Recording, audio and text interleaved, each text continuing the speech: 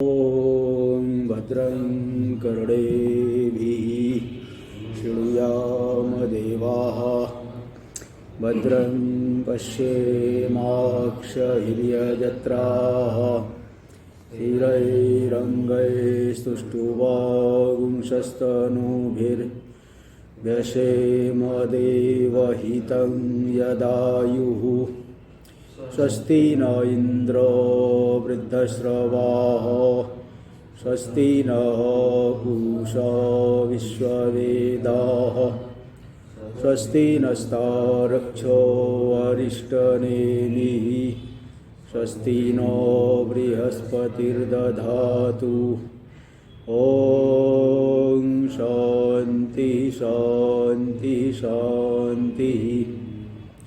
शङ्करं शङ्कराचार्यं केशवं बादरायणं सूत्रभाष्यकृतौ वन्दे भगवन्तौ पुनः पुनः।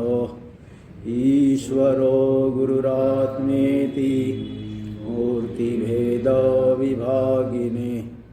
व्योमवद्व्याप्तदेहाय दक्षिणामूर्तये नमः।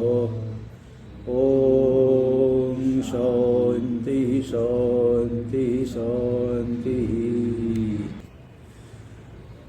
अथर्ववेदीय मांडुक्योपनिषद के चतुर्थ जो अला शांति प्रकरणम है उसकी 84 नंबर की कारिका पर विचार किया जा रहा है। कोट्यश्चतस्र एतास्तु ग्रहर्यासां सदावृता सदावृतः भगवान आविरास्पृष्टो येन दृष्ट ससदृक्। ये 4 कोटियाँ है। तो इन 4 कोटियों के द्वारा भगवान जो आत्मा है ऐश्वर्यवान इनके द्वारा सदा आवृत है, किंतु इन कोटियों से अस्पृष्ट भी है। वास्तव में इनके स्पर्श से शून्य है। ऐसा जो जान लेता है वही सर्वद्रष्टा सर्वज्ञ हो जाता है। आत्मज्ञानी वही है। इसकी हम लोग देख रहे थे टीका में भगवान इति आत्मा ही वस्तुतो अस्ति इत्यादि कल्पना रहितो अस्ति नास्ति अस्ति नास्ति नास्ति नास्ति। इन 4 कोटियाँ जो है 9 नंबर टिप्पणी में कल्पना रहित बुद्धि दोषता एवं कल्पना नासौ वस्तुतस्तदाश्रित। बुद्धि दोष से ये सब कल्पना मालूम पड़ती है, वास्तव में कल्पना का आश्रय नहीं बनता है। तो ऐसा वो कल्पना में से रहित है वास्तव में। तो एन यह बात जिसके द्वारा ज्ञात हो गई उपनिषद प्रवणे न प्रतिपन्न। उपनिषद में जो प्रवण है उपनिषद की ओर अभिमुख है, ऐसा जिस साधक के द्वारा ये जान लिया जाता है कि आत्मा सकल कोटियों से रहित है, निर्गुण निष्क्रिय निराकार जो शुद्ध स्वरूप है, उसको जो जान लेता है स सर्वज्ञ, वह सर्वज्ञ हो गया। सर्वज्ञ होने का मतलब अन्य कुछ जानना बाकी नहीं रहा। ज्ञातव्यांतरम अपश्यन अन्य ज्ञातव्य वस्तु को नहीं देखता हुआ, अन्य कुछ ज्ञातव्य बचा ही नहीं, तो परमार्थ पंडित हो गया। वास्तव में जो है वही परमार्थ तत्व को जान लिया है। निराकांक्षो भवति, अब किसकी आकांक्षा से सकल आकांक्षाओं से रहित हो गया। अब कुछ पाना बाकी नहीं, प्राप्त करना बाकी नहीं, भोगना बाकी नहीं। प्राप्तव्य भोक्तव्य भुक्त भोक्तव्य, हाँ प्राप्तव्य। श्लोक निरास्याम आकांक्षाम दर्शयति। श्लोक के द्वारा जिस आकांक्षा का निराश किया जाएगा उस आकांक्षा को दिखा रहे कीदृगिति। भाष्य में कीदृग पुनः परमार्थ तत्वम, वह परमार्थ तत्व कैसा है। यद अवबोधाद अबालिशः पंडितो भवति, जिसके अवबोध से अबालिश, बालिश का अर्थ किए थे कि अविवेकी। आवृणोत्यो बालिशः, अविवेकी लोग इसको 4 कोटियों से ढक लेते हैं, भिन्न भिन्न प्रकार से दुराग्रह रखते हैं। आत्मा अस्ति नास्ति इस तरह से शुद्ध स्वरूप को ढक लेते हैं। तो परमार्थ तत्व कैसा है जिसको जान लिए तो अबालिश, बालिश नहीं रह जाता, विवेकी नहीं रह जाता, बल्कि विवेकी हो जाता है, पंडितो भवति। यथार्थ में परमार्थ तत्व का पंडित, पंडा यानी बुद्धि, पंडा का क्या अर्थ किया गया? सद असद विवेकिनी बुद्धि पंडा, और पंडा संजाता सेति पंडित, परमार्थ तत्व का वह पंडित हो जाता है। वह परमार्थ तत्व कैसा है जिसके जान लेने से पंडित हो गया? इत्या इसी बात को दिखा रहे। कोट्य 4 कोटियाँ है। प्रावादुक शास्त्र निर्णयांता एता उक्ता। प्रावादुक मतलब जो वाचाल, बहुत ज़्यादा बोलने वाले। प्रावादुक का अर्थ होता है वाचाल, यंग लुकंत। यहाँ है 2 नंबर टिप्पणी में दे दिए। प्रावादुका नाम शास्त्राणी तज्जन्य निश्चय विषया, उनके निश्चय का विषय जो कोटियाँ 4 है। तो प्रावादुक शास्त्र निर्णयांता, प्रावादुक शास्त्र निर्णय का विषय एता उक्ता अस्ति, ये 4 कही गई। अस्ति नास्ति इत्याद्या चतस्रो, ये 4 कोटियाँ है। यासांग कोटि नाम, जिन कोटियों में, हाँ तो ये यासाम कोट्यस चतस्रस एतास्तु यास ग्रहर, हाँ यासाम ग्रहर, आगे ग्रह दूसरा वाक्य है। ये 4 कोटियाँ यासाम कोटि नाम ग्रहर ग्रहणर उपलब्धि निश्चय, जिन कोटियों की उपलब्धि निश्चय से, यानी प्रत्यक्ष भ्रांत्यात्मक निश्चय के द्वारा, भ्रांति रूपी निश्चय के द्वारा आत्मा सदा आवृत है, सदा सर्वदा आवृता आच्छादित, आच्छादित है आत्मा। टीका में देखिए,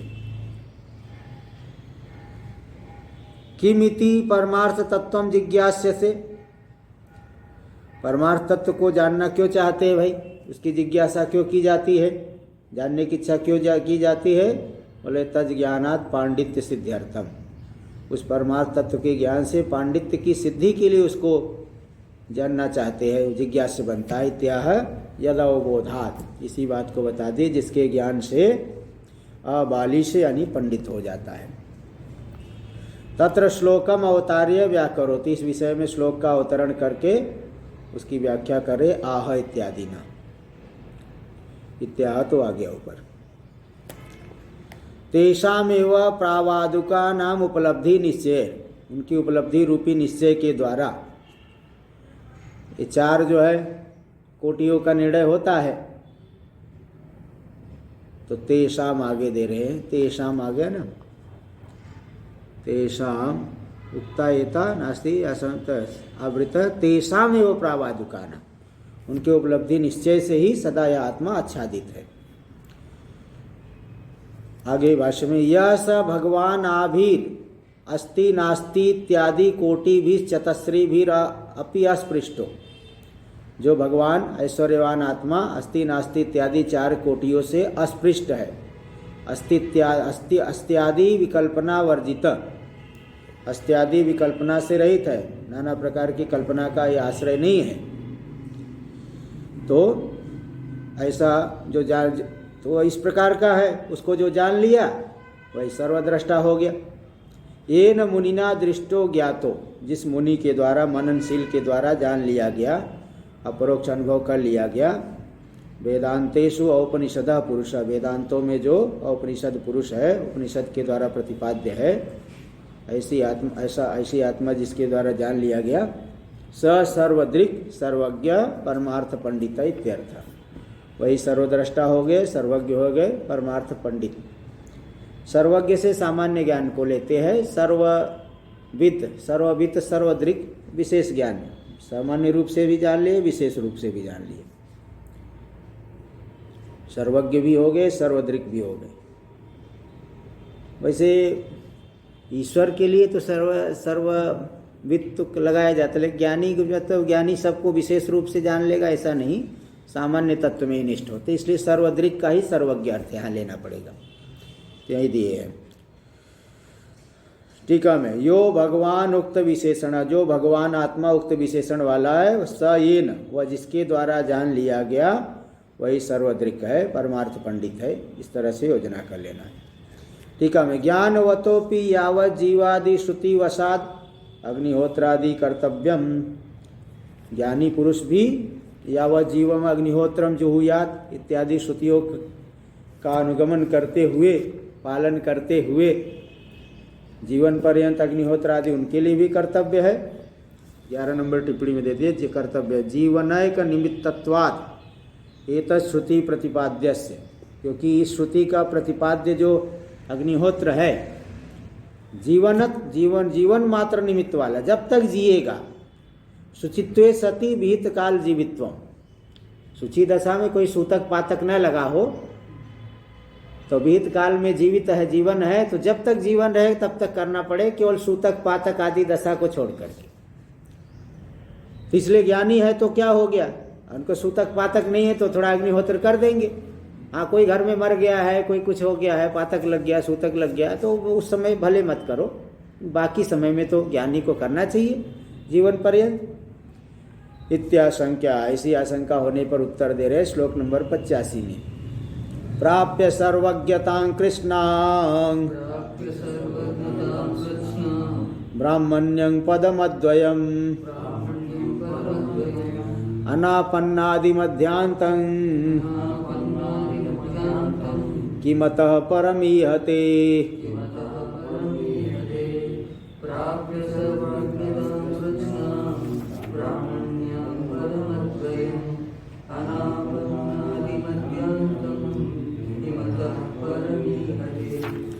प्राप्त सर्वज्ञताम कृष्णाम, संपूर्ण सर्वज्ञता को प्राप्त करके, संपूर्ण सर्वज्ञता यही है कि सामान्य तत्व को आपने जान लिया तो संपूर्ण सर्वज्ञ हो गए।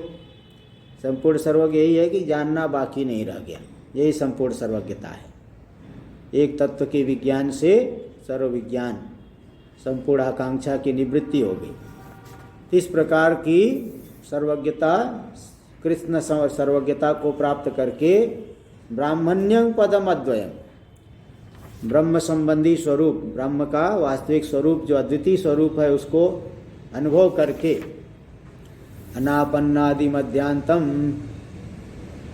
हाँ, तो वह ब्राह्मण्य पद का ये दूसरा विशेषण दे रहे हैं, जिसमें जो अनापन्नादि मध्यांतम, आदि मध्य और अंत जिसमें है ही नहीं, जो आदि से रहित है, मध्य से रहित है, अंत से रहित है, यानी सदा एक रस है, एक जैसा ही निर्विकार रहने वाला है। ऐसा जो ब्राह्मण्य अद्वितीय पद उसको प्राप्त कर लिया, अनुभव कर लिया, दृढ़ परोक्ष कर लिया तो कीमतः परमीहते, इसके आगे और क्या चाहेगा, क्या चेष्टा करेगा कुछ पाने के लिए? कुछ पाना तो बाकी रह गया, रहा ही नहीं। जैसे कि गीता में कहते यावान अर्थ उदपाने सर्वतः संप्लुतोदके तावान सर्वेषु वेदेषु ब्राह्मणस्य विजानता। बहुत बड़ा जल का तालाब, मीठे जल का तालाब मिल गया, मीठे पानी का तालाब है, बहुत बड़ा समुद्र है, तो छोटे से नलकूप, थोड़ा छोटे से तो सरोवर में प्रयोजन नहीं रह जाता, क्योंकि जो प्रयोजन यहाँ होगा उसी में सिद्ध हो गया। अभी छोटे को लेकर के क्या करेंगे? बड़ा जब मिल गया तो छोटा तो सूख भी जाता है सरोवर। तो बहुत बड़ा मीठे पानी का समुद्र मिल गया जो कि स्नान करने और पीने के काम में आ रहा है, तो उदपान में, छोटे से सागर में, छोटे से तालाब में वो प्रयोजन नहीं रह जाता, क्योंकि सकल प्रयोजन की सिद्धि उसमें होगी। इसी तरह से तावान सर्वेषु वेदेषु ब्राह्मणस्य विजानता, जानने वाला ब्राह्मण पुरुष है, ज्ञानी पुरुष, उसके लिए वेदों में ही उतना ही प्रयोजन रह गया, अब कोई आवश्यकता नहीं है, क्योंकि मुख्य तत्व का अनुभव कर लिए। तो यही यहाँ पे कीमतः परमीहते है, इससे आगे क्या चेष्टा करेंगे? अब कुछ पाना ही बाकी नहीं रहा, चेष्टा का क्या मतलब है? उसकी ज्ञानी की जो कुछ लौकिक चेष्टा थोड़ी बहुत दिखेगी, वो भी बाधित अनुवृत्ति से, पूर्व के अभ्यास से कार्य करेंगे, अभिमान पूर्वक नहीं रहती है। टीका में देखिए, यथोक्तांग चतुष्कोटि विनिर्मुक्तांग, 4 कोटियों से जो विनिर्मुक्त है उस, अच्छा यहाँ यथोक्ता का कहाँ दिए भाष्य में, प्राप्य, अच्छा हाँ भाष्य में देख लीजिए पहले पंक्ति, प्राप्य एताम यथोक्ताम कृष्णाम समस्ताम सर्वज्ञताम ब्राह्मण्यं पदम, यथोक्त सर्वज्ञता को प्राप्त करके। यथोक्ता का क्या, यथोक्ताम का अर्थ है चतुष्कोटि विनिर्मुक्ताम इति यावत, 4 कोटियों से जो रहित है ऐसी सर्वज्ञता को प्राप्त करके। और समस्त, समस्ताम समस्त है, समस्तत्वम किम ज्ञातव्य शेष शून्यत्वम, और कुछ जानना बाकी नहीं रह गया, ऐसी जो सर्वज्ञता है। परिपूर्ण ज्ञप्ति रूपत्वम, परिपूर्ण ज्ञप्ति रूपता, इस प्रकार की जो सर्वज्ञता है। तो टीका में तेरे आगे, तत्र ब्राह्मण्य पद प्रयोगे प्रमाणम आह, इस सर्वज्ञता में ब्राह्मण्य पद का क्यों प्रयोग कर दिए? बोले नहीं, इसमें प्रमाण है, बृहदारण्यक उपनिषद में आया हुआ है। सा ब्राह्मण, तो वही ब्राह्मण है जिसने सर्वज्ञता को प्राप्त कर लिया। इसमें वही एष नित्यो महिमा ब्राह्मणस्य न कर्मणा वर्धते नो कनीयान, ब्रह्म स्वरूपभूत जो ज्ञानी पुरुष के वही ये नित्य महिमा यही है कि कर्मों से वह बढ़ता नहीं, शुभ कर्मों से बढ़ता नहीं, अशुभ कर्मों से घटता नहीं, ये नित्य महिमा है, ऐसी श्रुति है। इस श्रुति होने से तो बता दिए कि उस सर्वज्ञता में ब्राह्मण्य पद का प्रयोग किया जा सकता है। देखिए इसका अर्थ क्या है, तात्पर्य क्या दिखा रहे टीका में, स विद्वान अपरोक्षीकृत ब्रह्म सतत्व, वह जो विद्वान है जिसने ब्रह्म के सतत्व यानी यथार्थ स्वरूप, ब्रह्म के यथार्थ वास्तविक स्वरूप को जिसने अपरोक्ष कर लिया, तो इस प्रकार का हो करके सन फलावस्थो मुख्यो ब्राह्मणो भवत, फलावस्थ ब्राह्मण हो गया। बाकी जो ब्राह्मण है वो तो गौण ब्राह्मण है, फलावस्थ परिपूर्ण आनंदात्मना अवस्थित हो गए ही मुख्य ब्राह्मण, ब्रह्म रूपी ब्राह्मण, ब्रह्म ही हो गया, मुख्य ब्राह्मण हो गए। ब्रह्म जानाति ब्राह्मण इति ब्राह्मण। ब्राह्मणस्य ब्रह्मविदो विद्या फलावस्थस्य एष स्वभाव, जो ब्रह्मज्ञानी है ब्राह्मण, विद्या फलावस्थ है, विद्या के फल रूपी अवस्था वाला है, अपरोक्षीकृत ब्रह्म स्वरूप वाला जो है उसका यही स्वभाव है, स्वभाव महिमा, स्वरूपभूत ये महिमा है। इति उक्तो निर्विकारो वृद्धि रासा भावाद एक रूपो, अथवा निर्विकार हो जाता है, वृद्धि आरास आदि से रहित होने से एक रूप हो जाता है। इति वाक्यांतरस्य अर्थ, ये अन्य वाक्य का अर्थ है, एष नित्यो महिमा ब्राह्मणस्य, इस वाक्य का ये अर्थ है। तदेव पदं विशिनष्टि, उसी प्राप्तव्य पद को विशेषित कर रहे, विशेषण दे करके बता रहे, अनापन्नादि मध्यांतम, आदि मध्य और अंत से रहित है। तद व्याकरोति, उसी की जो है व्याख्या करे, आदि भाष्य में देख रहे, आदि मध्यांता उत्पत्ति स्थिति लया अनापन्ना अप्राप्ता यस्य अद्वयस्य पदस्य, उत्पत्ति स्थिति लय अप्राप्त है जिस अद्वय तत्व का, अद्वय पद के लिए, न विद्यन्ते तद अनापन्नादि मध्यांतम ब्राह्मण्यम पदम, वह अनापन्नादि मध्यांत ब्राह्मण्य पद है। तद व्याकरोति आदि इति अन्वयम दर्शयन अवशिष्टम व्याचष्टे, अन्वय को दिखा करके अवशिष्ट की व्याख्या करे। तदेव प्राप्य लब्ध्वा, उसी पद की प्राप्ति करके, स्वरूप का अनुभव करके, कीमतः परम अस्माद आत्मलाभात ऊर्ध्वम यहते चेष्टते, इस आत्मलाभ से के पश्चात क्या चेष्टा करेंगे, निष्प्रयोजन, वो आगे की चेष्टा तो निष्प्रयोजन हो गई, इसलिए चेष्टा से रहित हो जाते हैं, मतलब बाधित। पूर्व के अभ्यास से कुछ शरीर प्रारब्ध जब तक है कुछ चेष्टा होती रहेगी, लेकिन वो प्रयोजन पूर्वक चेष्टा नहीं है, इसलिए यहाँ कह दिया निष्प्रयोजनम।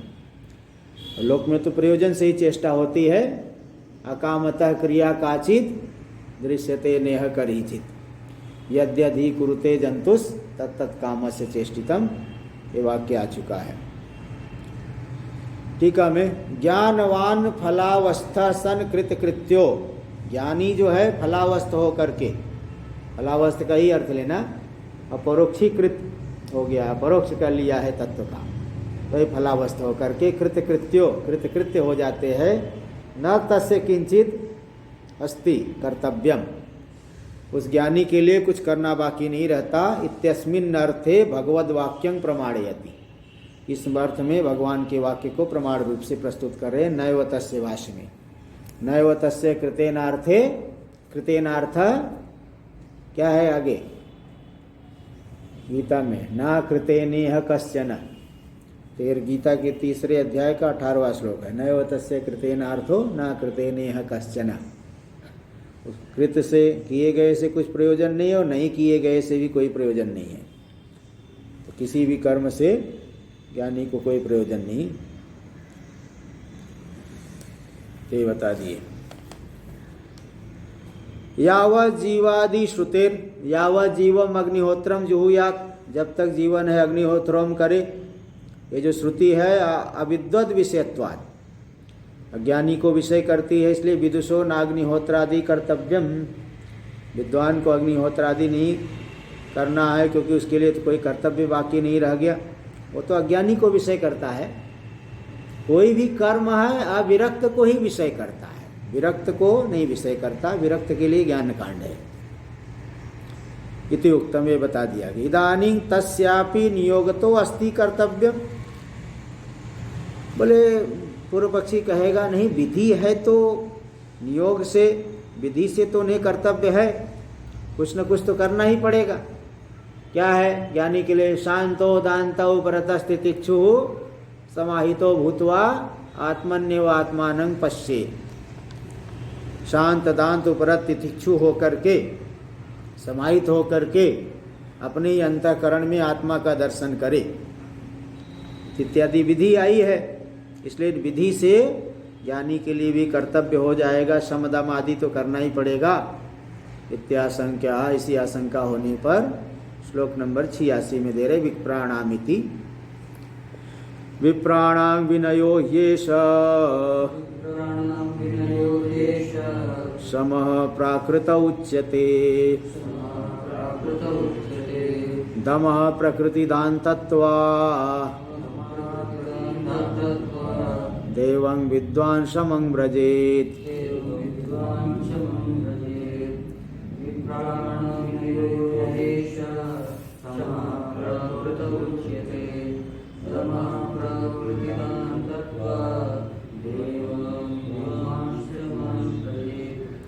विप्राणां विनयो ह्येष, बोले आपका क्या बता रहे, साम सम दम उपरति, ये सब ज्ञानी को प्राप्त करना पड़ेगा। अरे बोले स्वरूपावस्थिति प्राप्त कर लिए, यही सबसे बड़ा विनय है, क्योंकि उसमें कुटिलता रही नहीं गई, विनय ही है। अब क्या है तो विनय का, इसलिए विप्रय, ये जो स्वरूपावस्थान यही विप्रय का ज्ञानी पुरुषों का विनय है, स्वाभाविक रूप से विनय है। विनय का इसीलिए अगले पृष्ठ पे प्रथम 1 नंबर टिप्पणी में अर्थ की है। विनय मतलब विशेषेण नयति अवनयति अवधीरयति अवधीरयति अविद्या तत्प्रयुक्तम इति व्युत्पत्तिर विनय स्वरूपावस्थानम। विशेषेण नयति, विशेष रूप से जो तिरस्कार कर देता है, इसका तिरस्कार करता, विद्या और अविद्या प्रयुक्त सकल कार्यों का, अज्ञान और अज्ञान के कार्यों का जो तिरस्कार कर देने वाला है वह क्या है? विनय, यानी स्वरूपावस्थिति। तो विप्रो का ये तो स्वाभाविक विनय है, स्वाभाविक रूप से। अब अविद्या का कोई कार्य है ही नहीं, तो झुकना और टेढ़ा होना क्या है? वो तो स्वाभाविक रूप से स्वरूप में स्थित है, तो विनीत ही है। और क्या है उनसे बढ़कर विनीत क्या कौन मिलेगा? विप्रो का यही विनय है, स्वरूपावस्थान। सम प्राकृत उच्यते, और सम उनको इंद्रियों का, अंतर इंद्रिय को निगृहित करना, बोले स्वभाव से ही निगृहित है, प्राकृत, कोई कार्य रूप कृतक नहीं है। ऐसा में जो है उसको निगृहित करेंगे, बार बार जो है विषयों से मन को हटाएंगे, दोष दर्शन करेंगे, अरे दोष क्या, पूरा संसार ही बाधित हो गया, विषय ही नहीं तो दोष दर्शन विख्यात करेंगे। वो पहले से ही शांत है, मन अशांत है ही नहीं, विषयों को लेकर के तो अशांत होता है। तो शम प्राकृत उच्यते, प्राकृत रूप से शम है। और दम प्रकृति दान तत्वात्, और दम भी है बाह्य इंद्रियों का निग्रह, वो तो स्वभाव से ही दांत है। एवं विद्वान समम ब्रजेति, इस तरह से विद्वान जान करके सम यानी ब्रह्म स्वरूपा शांति को प्राप्त कर लेता है। कुछ करना तो बाकी नहीं रहा, स्वरूपावस्थिति को प्राप्त कर लिए, कर चुके हैं। इसलिए विधि से समदम आदि भी करने की आवश्यकता नहीं, वो पहले से ही है उनके अंदर। टीका में देख लीजिए, ब्रह्म विदांग ब्राह्मणानाम विनय स्वभावो, ब्रह्म ज्ञानी जो ब्राह्मण लोग है, ये ब्राह्मण का मतलब जाति वाला ब्राह्मण नहीं, जो मुख्य ब्राह्मण, फलावस्थ ब्राह्मण यानी अपरोक्षीकृत ब्रह्म भाव वाले जो ब्राह्मण है, उनमें जो यह विनय है स्वभाव ही है। अतो न नियोगाधीनाम कर्तव्यताम अधिकरोति, नियोग विधि के अधीन कर्तव्यता का आश्रय नहीं करेगा वो, विधि के अधीन वो विनय लाना है, अब हमको थोड़ा विनम्र होना है, विनीत होना है, ऐसी बात नहीं, वो स्वभाव ही है। समोपि स्वाभाविको न नियोगे न क्रियते, सम भी स्वाभाविक है, अंतर इंद्रिय उनके निगृहित ही है, क्योंकि विषय ही नहीं तो कहाँ पे मन चंचल होगा। दमोपि स्वभाव सिद्धत्वात्, दम जो बाह्येंद्रियों का निग्रह, अरे साधना काल में निगृहित हो गई, अब क्या उनका तो स्वभाव उनका हो गया। ज्ञानी का जो स्वभाव होता है, साधक को प्रयत्न करना है, ज्ञानी को थोड़ी प्रयत्न करना है, ज्ञानी तो पहले से ही शांत दांत है। स्वभाव सिद्धत्वात् न नियोगम अपेक्षते, विधि की अपेक्षा वहाँ ज्ञानी के लिए नहीं है। एवं कूटस्थम आत्मतत्वं विद्वान पुमान, इस तरह से कूटस्थ आत्म तत्व को जान लेने वाला जो विद्वान पुरुष है, अशेष विक्रिया शून्य ब्रह्म रूपेण स्वरूपेण तिष्ठति, संपूर्ण विक्रिया से शून्य ब्रह्म रूप से स्थित हो जाते ही, इति अर्थ, ये अर्थ हो गया। अक्षरार्थम कथयति, एक एक अक्षर के अर्थ को का कथन करे, विप्राणाम इत्यादि ना भाष्य में देखिए। विप्राणां ब्राह्मणानां विनयो विनीतत्वं स्वाभाविकम, उनमें जो विनय है, विनीतत्व है, स्वाभाविक है। क्या है विनीतत्वम? यदि तद आत्मस्वरूपेण अवस्थानम एष विनय, आत्मस्वरूप से अवस्थिति ही विनय है, क्योंकि वह विनय विशेषेण नयति इति विनयः अविद्या तत्कार्यम तिरस्करोति, नयति यानी अविद्या तत्कार्यम तिरस्करोति, अविद्या और अविद्या के कार्य को तिरस्कृत कर देता है, इसलिए वही विनय है। समोपि एष प्रयोग प्राकृतः, सम भी तो मन को तो शांत रखना पड़ेगा, ज़्यादा चंचल होने लगा मन, तो लोग आक्षेप करे, अरे ज्ञानी महाराज जो है बड़ा मन का चंचल है, ये लाओ वो लाओ, समोसा लाओ, ऐसा लाओ वो लाओ, ये खाना है वो पहनना है, ब्रांडेड कपड़े चाहिए, तो लोग जो है बड़ा मजाक लेंगे, आक्षेप करेंगे। तो बोले नहीं, ऐसी बात नहीं है, वो स्वाभाविक रूप से प्राकृतिक समय है, विषय बाधित हो गया, फिर चंचलता के लिए कोई अवसर है ही नहीं मन की। समोपि एष एष एव प्राकृत स्वाभाविको आकृत का उच्यते, कोई कार्य करना थोड़ी है, प्राकृत स्वाभाविक रूप से है सम, अंतर इंद्रिय निग्रह। दमोपि एष एव प्रकृति दांतत्व, स्वभाव से ही दांत है, शब्दादि विषयों में इंद्रिया प्रवृत्त नहीं होगी, अनावश्यक रूप से जीवन निर्वहन मात्र के लिए ही प्रवृत्त होगी। उसका तो निषेध कहीं नहीं है कि खाना पीना बंद कर दो, आज तक कहीं पे ऐसा नहीं दिखा कि आज से खाना पीना बंद करो। जितना शरीर के लिए आवश्यक है उतना तो सब जगह विधान किया गया है, भाई ग्रहण करो। तन आवश्यक विषयों में मन नहीं जाता है, इसलिए प्रकृति दांत है, इंद्रिया भी निगृहित है। तो प्रकृति दांतत्व स्वभावतः एवं चोपशांत रूपत्वाद ब्रह्मण, ब्रह्म स्वरूप में स्थित हो गया, ब्रह्म तो स्वभाव से ही उपशांत रूप है, सकल उपद्रव से रहित है। एवं यथोक्तं स्वभावोपशांतं ब्रह्म विद्वान, इस तरह से स्वाभाविक रूप से उपशांत जो ब्रह्म है उस ब्रह्म को जिसने आत्म रूप से जान लिया, ऐसा जो विद्वान है, समम यानी उपशांतिम स्वाभाविकीम, उपशांतिम पद छूट गया है, उपशांतिम स्वाभाविकीम ब्रह्म स्वरूपांग व्रजेत। ब्रह्म स्वरूपा जो उपशांति है उसको प्राय चले जाए, यानी पा ले, यानी उस ऐसा होता है, उपशांति को पा लेता है। ब्रह्म स्वरूपेण अवतिष्ठत इत्यर्थ, ब्रह्म स्वरूप से अवस्थित हो जाते हैं ज्ञानी, यही कहना चाहते हैं। टीका में तमेव स्वाभाविकं विनयं विवृणोति, वही जो स्वाभाविक विनय है उसका विवरण दे रहे हैं। यदि तत् आत्मरूपेण अवस्थानम, यही विनय है। एष एव इति आत्म स्वभाव गृह्यते, उनका यही जो है महिमा है, आत्म स्वभाव है।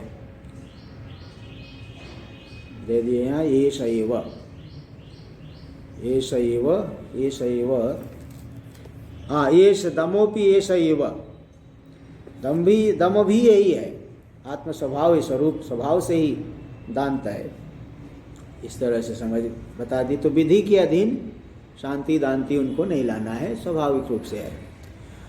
परमत निराकरण मुखेन आत्म तत्वम अवधारितम, परमत का निराकरण करके यहाँ 3 नंबर श्लोक से लेकर के 86 नंबर तक के इस कारिका तक, 3 से लेकर के 86 नंबर, कुल मिला के इन 84 कारिकाओं के द्वारा परमत का निराकरण करके आत्म तत्व का निश्चय करा दिया गया, अवधारण करा दिया गया। देखो ये दे दिए है 5 नंबर टिप्पणी में, अवधारितम एतत् प्रकरणीय तृतीय कारिकात आरभ्य षडशीति तमांत ग्रंथे नीति बोध्यम। इस चतुर्थ प्रकरण के तीसरी कारिका से लेकर के 86 नंबर की कारिका तक क्या बताया गया? आत्म तत्व का निश्चय किया गया, लेकिन परमत का निराकरण करके आत्म तत्व का निश्चय कराया गया। अब आगे क्या करने जा रहे हो? थोड़ा सा और बचा हुआ है 14 कारिका। तधुना स्वप्रक्रिया अवस्था त्रयोपन्यास मुखे नापि तदवधारयितुम, अपनी प्रक्रिया से भी बताना पड़ेगा। आखिरी में फिर वही है, अपनी प्रक्रिया से दिखा देना ठीक है, इसलिए अपनी प्रक्रिया के द्वारा अवस्था त्रय के उपन्यास के माध्यम से 3 अवस्थाओं का कथन करते हुए आत्म तत्व अवधारयितुम, आत्म तत्व का अवधारण करने के लिए इस श्लोक में तो 2 अवस्थाओं का उपन्यास करे, आगे के श्लोक में तीसरी अवस्था भी बता देंगे। अवस्था द्वयम उपन्यस्यति, उसका उल्लेख करते हैं, कथन करते हैं। सवस्तु इति कारिका नंबर 87। सवस्तु सोपलम्भं च द्वयं लौकिकमिष्यते, अवस्तु सोपलम्भं च शुद्धं लौकिकमिष्यते।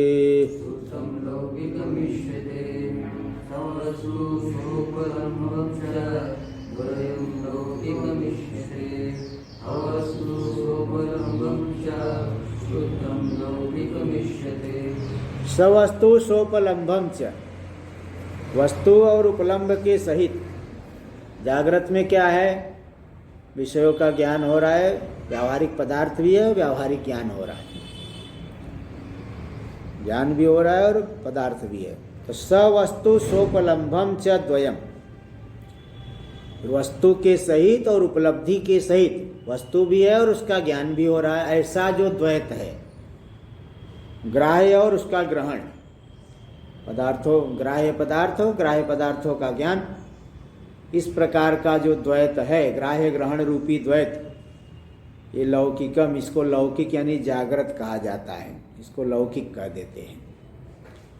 ग्राह्य ग्रहण रूपी जो द्वैत है ये लौकिक है। अस्मिन् लोके भवम इति लौकिकम, तो लौकिक ये जागृत अवस्था कही जाती है।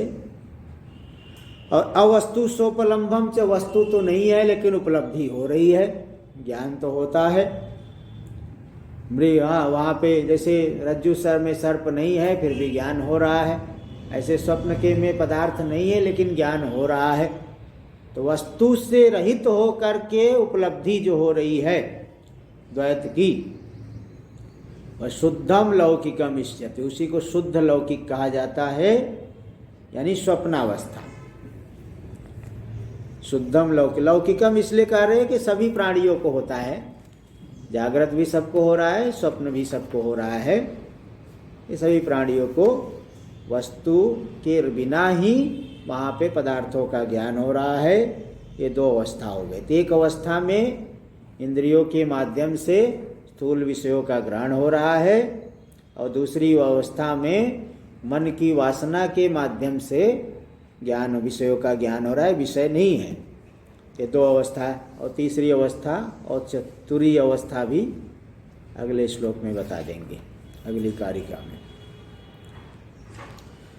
टीका में वृत्तानुवाद पूर्वकम प्रकरण शेषस्य तात्पर्यम दर्शयति। अभी तक जो वृत्त घटित हुआ है उसका अनुवाद करते हुए प्रकरण जो शेष बचा है उसके तात्पर्य को दिखा रहे। एवं इति एवं अन्योन्य विरुद्धत्वात् संसार कारणानि रागद्वेष दोषास्पदानि प्रावादुका नाम दर्शनानि। जो प्रावादुक लोग हैं, बहुत अधिक बोलने वाले वाचाल लोग हैं, वादी लोग, बिना शास्त्र रूपी आधार के वेद प्रमाण के ही मनमानी बोलते हैं। वो ऐसे जो प्रावादिक लोगों के, अधिक वाचाल लोगों के दर्शन, उनके जो ग्रंथ है, सिद्धांत है, उसको जो कि संसार कारणानी, संसार के कारण है और रागद्वेष के परमास्पद है, अत्यंत रागद्वेष से युक्त है, इस प्रकार का रागद्वेष के जनक है, रागद्वेष से युक्त है, ऐसे जो परस्पर विरुद्ध होने से इस संसार के कारण है, मतलब ठीक नहीं है, रागद्वेष के आस्पद है, ऐसे उनके दर्शनों को दिखा दिया गया। अतो मिथ्या दर्शनानि तानि, इसलिए मिथ्या दर्शन है, बाधित विषय वाले हैं, उनके विषयों की सिद्धि नहीं हो सकती है, वेद का अनुसरण नहीं करते, इसलिए ठीक दर्शन नहीं उनका। इति तत्तद युक्ति भी रेव दर्शयित्वा, इस बात को हमने उन्हीं की युक्तियों से दिखा दिया। ऐसी बात नहीं कि हम बोल रहे और कोई युक्ति नहीं है, निर्युक्तिक नहीं, उनकी युक्तियों के द्वारा ही दिखा दिया गया कि उनके दर्शन मिथ्या दर्शन है, बाधित विषय वाले। इसको दिखा करके चतुष्कोटि वर्जितत्वात् रागादि दोषानास्पदम, जो 4 कोटि से वर्जित है, ऐसा जो वेदांत दर्शन रागादि दोष का नास्पद है, रागादि दोषों का आस्पद नहीं है। स्वभाव शांतम अद्वैत दर्शनम एवं, स्वाभाविक रूप से जो शांत है अद्वैत दर्शन, वही सम्यक दर्शनम इति उपसंहृतम, सम्यक दर्शन है, अबाधित वस्तु विषयक है, इसका उपसंहार कर दिया गया।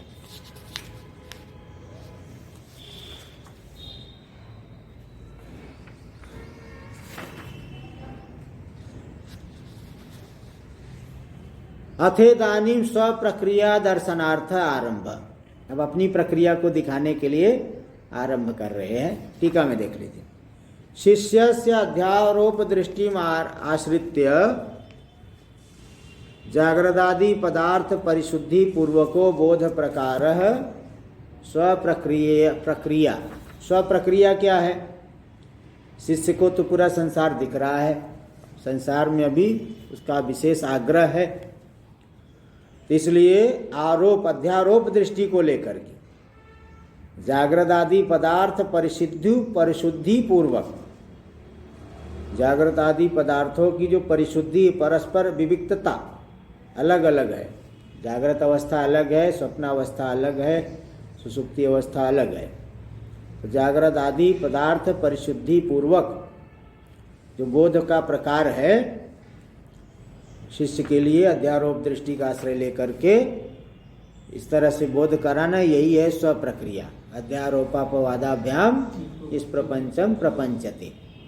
तो शिष्य क्योंकि अभी सीधे मिथ्या नहीं जान, उसके मिथ्या में मिथ्या संसार मिथ्या है, इसमें बुद्धि नहीं उतर पाएगी, बुद्धि में ग्रहण नहीं हो पाएगा, इसलिए अध्यारोप दृष्टि का अनुवाद आश्रय लेकर के जागृत आदि अवस्थाओं के कथन पूर्वक जो बोध कराना, यही स्वप्रक्रिया है।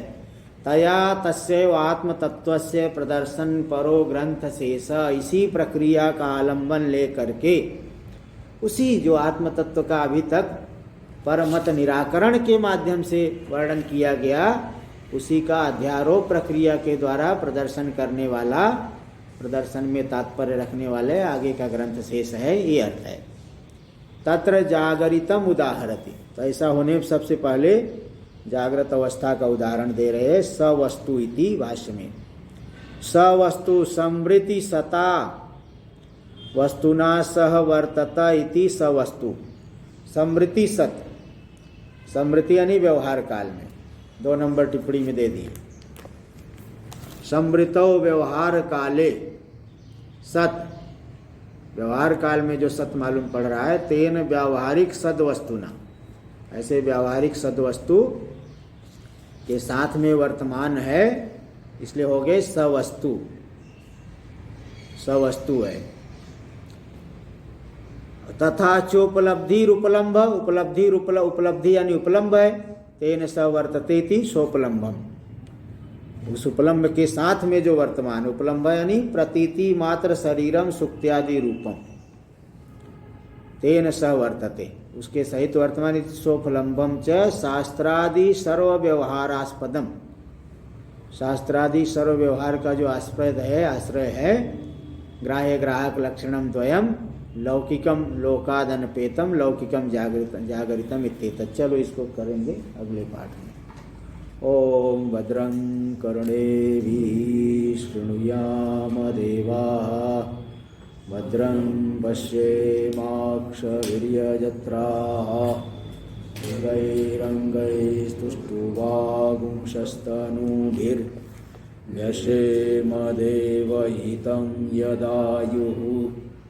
स्वस्ति न इंद्रो वृद्धश्रवाः, स्वस्ति नः पूषा विश्ववेदाः, स्वस्ति नस्तारक्षो अरिष्टनेमिः, स्वस्ति नो बृहस्पतिर्दधातु।